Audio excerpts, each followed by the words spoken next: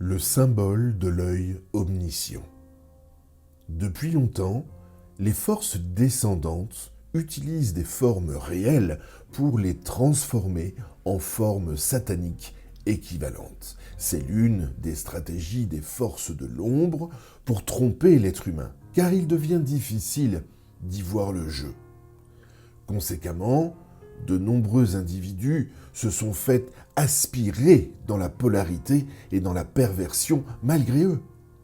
Le domaine du supramental n'y échappe pas, car plus on avance à l'intérieur de cette science, plus il est facile de se faire piéger par les enseignements franc-maçonniques équivalents, mais évidemment colorés et pervertis par des peurs qui sont alimentées par des croyances.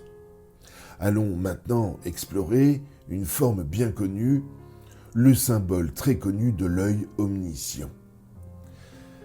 À l'origine, ce symbole nous parlait de l'œil divin ou solaire.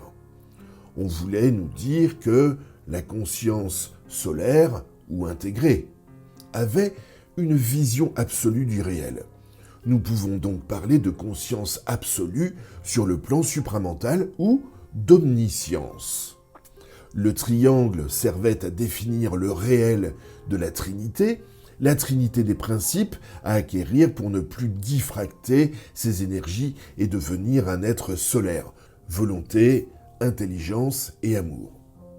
Nous pouvons aussi parler de la Trinité à réaliser en termes de conscience manifestée sur la Terre, ego, esprit, esprit universel, et de la Trinité, mère, père, enfant. Il y a donc beaucoup de beauté dans ce symbole qui sert à définir le réel.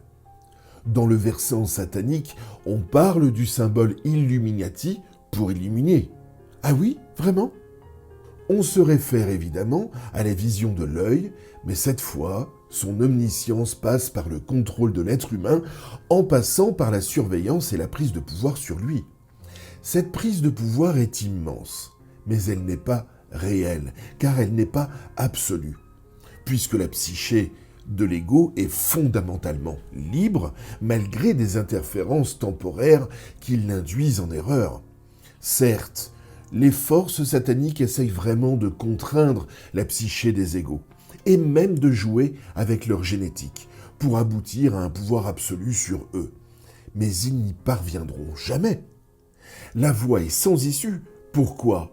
Parce que l'ego a une origine solaire.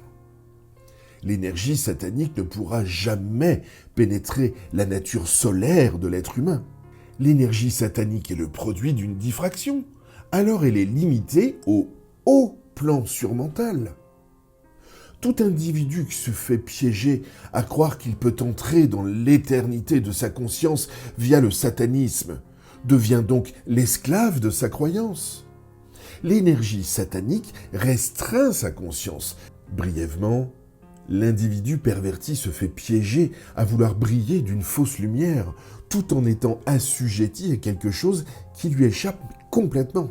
Un jour, il devra mettre fin aux interférences sataniques en lui et retrouver le réel de sa lumière. En conclusion, depuis longtemps, les forces descendantes utilisent des formes réelles pour les transformer en formes sataniques équivalentes. Au plaisir, Sandra Vimon. Ce texte est tiré du site www.supramental.biz.